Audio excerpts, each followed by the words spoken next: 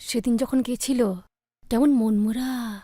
এখন দেখবি বিদেশি কসমেটিক্স মেখে চকচকে হয়ে বাড়ি ফিরছে। টাকায় সব হয় রে দিদি।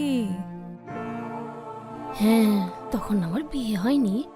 এই বোন, বলছি বাঁচাও বলে যে আমাকে ওই বাড়ি থেকে তাড়িয়ে দিয়েছে, সেটা কি নদীকে বলবো নাকি চেপে যাবো বলতো? এমন ভাবে বলছিস যেন আমি না বলতে বললে তুই চুপ থাকবি।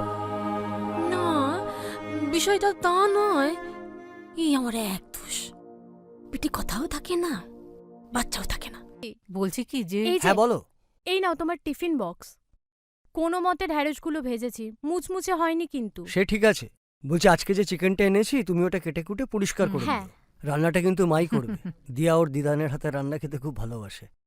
এই তোকে একটা কথা বলবো বাবা। আবার কি? বলছি পাশের বাড়ির নদী ফিরেছে 10 বছর বাদে।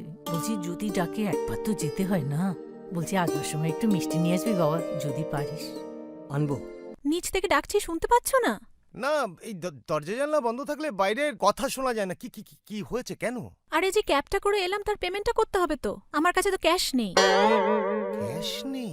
আরে এক্সাইটমেন্ট আমি ইন্ডিয়ান কারেন্সিটা আনতেই ভুলে গেছি, আর সেটা ক্যাবে উঠে মনে পড়েছে। ভাগ্যিস তারকদার সঙ্গে নিচে দেখা হলো, ওই দিয়ে দিল।